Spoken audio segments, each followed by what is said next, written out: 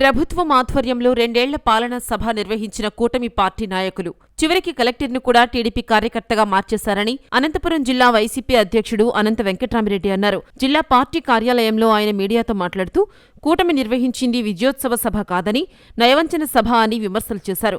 ప్రభుత్వం ఆధ్వర్యంలో సభ నిర్వహించి కలెక్టర్ హాజరైన సభలో జగన్మోహన్ రెడ్డి గురించి దూషణలు ఎలా చేస్తారని నిలదీశారు. సూపర్ 6 హామీలు ఎక్కడా కూడా అమలు కావడం లేదని, ఈ పాలనలో విజయవంతంగా నిర్వహిస్తున్న అవినీతి మాత్రమేనన్నారు. మట్టి, ఇసుక, భూ మాఫియాలతో రాజ్యమేలుతోందన్నారు.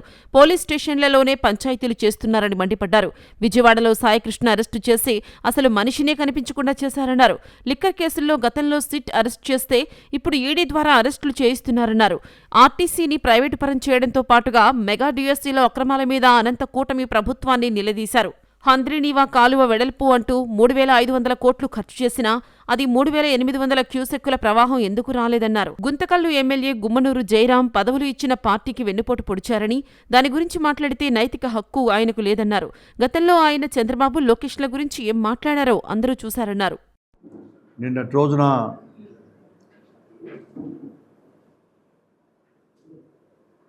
ఈ జిల్లాలో రాష్ట్ర ప్రభుత్వం తరపున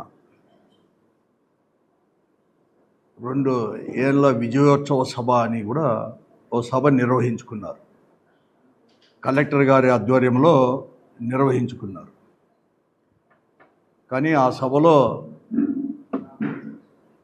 ప్రభుత్వ ఆధ్వర్యంలో సభ కంటే కూడా కడకు తెలుగుదేశం పార్టీ నాయకులు వారి పార్టీ సభగా కూడా మార్చేసుకొని కలెక్టర్ గారిని కూడా తమ పార్టీ కార్యకర్తగా మార్చే ప్రయత్నం అనేది కూడా నిన్నటి సభలో కూడా జరిగింది. ఒక కలెక్టర్ గారిని కేవలం ప్రిసైడ్ చేసేంత వరకే పెట్టేసి కంప్లీట్గా కూడా తెలుగుదేశం పార్టీ అంటే కూటమి పార్టీల యొక్క విజయోత్సవ సభగా కూడా దాన్ని మార్చేసుకున్నారు. కూడా సక్సెస్ఫుల్గా అది ఒక్కటి మార్చేసుకున్నారు. ఆ సభను మార్చుకునేది అన్నమాట. ఈరోజు కూటమిలో భాగమైన తెలుగుదేశం పార్టీ, జనసేన, భారతీయ జనతా పార్టీలు 3 పార్టీలు కూడా విజయోత్సవ సభ అని చెప్పుకునే దానికంటే కూడా నయవంచన సభ అని చెప్పుకుంటే చాలా మేలు. ఇది నయవంచన సభ, వంచన సభ తప్ప మరొకటి కాని కూడా కాదు. ఆ రోజు జగన్మోహన్ రెడ్డి గారు ముఖ్యమంత్రిగా ఉన్నప్పుడు 65 లక్షలకు బట్టి దాదాపుగా 66 లక్షల మందికి కూడా పెన్షన్లు అనేవి ఇచ్చేవారు. కానీ ఈరోజు కేవలం దాన్ని 6 లక్షల మందికి కూడా యగనామం పెట్టి చనిపోయారనో లేకపోతే ఇతర కారణాల వల్ల కూడా 6 లక్షల మందికి కూడా తీసేసి కేవలం 60 లక్షల మందికి మాత్రమే ఇస్తూ ఉన్నారు. దానికోసం ఏమైనా విజయోత్సవ సభగా దాన్ని మార్చుకొని ఏదో పెద్ద విజయంగా చెప్పుకుంటున్నారేమో. సక్సెస్ఫుల్గా కూడా మేము తగ్గించగలిగినాం, 6 లక్షలు కొత్త పెన్షన్ ఇవ్వలేదని కూడా మాకు తెలియదు. నిరుద్యోగులకు వచ్చేసి 3,000 రూపాయలు ఇస్తామని కూడా చెప్పడం జరిగింది. దీనికోసం ఏమన్నా వాళ్ళ యొక్క ఘన విజయంగా కూడా ఏమన్నా చెప్పుకోవడానికి మాత్రమే ఉపయోగించుకున్నారు. దాని కేంద్ర ప్రభుత్వంతో సంబంధం లేకుండా 20,000 ఇస్తామని కూడా చెప్పడం కూడా జరిగింది. కానీ ఈరోజు కేంద్ర ప్రభుత్వ నిధులు ఇచ్చే 7,000తో 6,000తో కలిపి 20,000 అనేది కూడా ఈరోజు ఇస్తున్నారు. ప్రజలను, దీంట్లో రైతులను కూడా సక్సెస్ఫుల్గా కూడా మోసం చేశారు. ఏ ప్రభుత్వ ఆఫీసుకు పోయినా కూడా డబ్బు సొమ్ము అక్కడ పెట్టంది మాత్రం పనులు కూడా కాలేని పరిస్థితి కూడా ఈరోజు కూడా ఉన్నాయి. తాలూకా ఆఫీసు పోయినా, పోలీస్ స్టేషన్ పోయినా కూడా, పోలీస్ స్టేషన్లోనే ఈరోజు ఈ జిల్లాలో కూడా టీడీపీ కార్యాలయంగా కూడా మార్చుకున్న వైనం. కాకి గుడ్డలు తీసివేసి ఈరోజు కూడా వారికి పచ్చ చొక్కాలు కూడా వేసుకొని కూడా వారితోనే పనులు చేయించే విధానం కూడా ఈరోజు కూడా ఈ జిల్లాలో కూడా జరుగుతా ఉన్న విషయాన్ని కూడా అందరికీ కూడా తెలిసిందే. ఈరోజు వాళ్ళు గొప్పగా చెప్పుకుంటున్నారు. ఈరోజు మేమంతా కూడా గతంలో జగన్మోహన్ రెడ్డి గారు ముఖ్యమంత్రిగా ఉన్నప్పుడు హంద్రీనీవాకు 6 పంపులు మాత్రమే పనిచేసినాయి, కానీ ఈరోజు 12 పంపులు పనిచేసినాయని కూడా చెప్తా ఉన్నారు.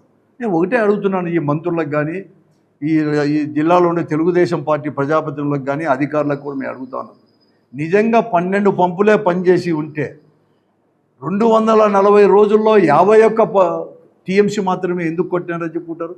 కేవలం 51 టీఎంసీ 12 పంపులు కన్నా పనిచేసి ఉంటే 3,850 క్యూసిక్లు కూడా అందరినీ వాళ్ళ పాలిచ్చి ఉంటే మీరు 150 రోజుల్లో 160 రోజుల్లోనే 51 టీఎంసీ రావాలి.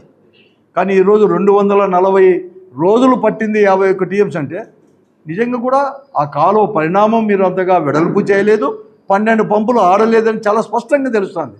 దీనికి ఆన్సర్ చెప్పమంటే ఎక్కడ కానీ చెప్పలేని వైనం కూడా ఈరోజు కూడా. అసలు జయరామ్ నాయర్ గారికి 5 సంవత్సరాలు జగన్మోహన్ రెడ్డి గారి మంత్రివర్గంలో మంత్రిగా కూడా ఉండి పనిచేసి పార్టీకి వెన్నుపోటు పడిచింది ఆయనే. కానీ ఈరోజు ఎక్కడికైనా వైఎస్ఆర్ కాంగ్రెస్ పార్టీ అనేది కూడా ఎక్కడ కానీ చేయలేదు. అతను కలిగి ఎన్నికల సమయంలో ఆ పార్టీ అనేది కూడా మారిపోయి ఈరోజు అక్కడ అప్పుడు మాట్లాడినాడు. ఇదే జయరామ్ గారు ఏం మాట్లాడినాడు, ఈ చంద్రబాబు నాయుడు గారిని కానీ అలాగే తెలుగుదేశం పార్టీని కానీ లేకపోతే చంద్రబాబు నాయుడు కుమారుడు ఆ రోజు లోకేష్ గారిని కూడా ఏం మాట్లాడో అందరికీ తెలిసిన విషయం ఇవన్నీ కూడా. కాబట్టి ఇది ఏదో ఏ ఎండక గొడుగు పట్టే రకం అవకాశవాదం తప్ప మరొకటి కాను కూడా కాదు. ఈరోజు గుట్టకల్ నియోజకవర్గంలో కావచ్చు, అన్ని నియోజకవర్గాల్లో కూడా ఎలా భూదండాలు జరుగుతున్నాయి, ఎలా భూ ఆక్రమణలు జరుగుతున్నాయి, ఎట్లా అవినీతి జరుగుతూ ఉంది, తర్వాత బెల్ట్ షాపులు కూడా దాంట్లో కూడా ఎలా అమ్ముతా ఉన్నారు. ఇన్ని 7 అసెంబ్లీ నియోజకవర్గాల్లో కూడా ఇక్కడ ఈ జిల్లాలో ఉండే 7 అసెంబ్లీ నియోజకవర్గాల్లో కూడా ఎమ్మెల్యేల గారి యొక్క ఆధ్వర్యంలోనే బెల్ట్ షాపులు కావచ్చు, భూదందాలు కావచ్చు, భూ ఆక్రమణలు కావచ్చు, ఇవన్నీ ఎలా జరుగుతానో అందరు కూడా చూసిండేది అంతా కూడా అన్ని పత్రికలు వస్తాను.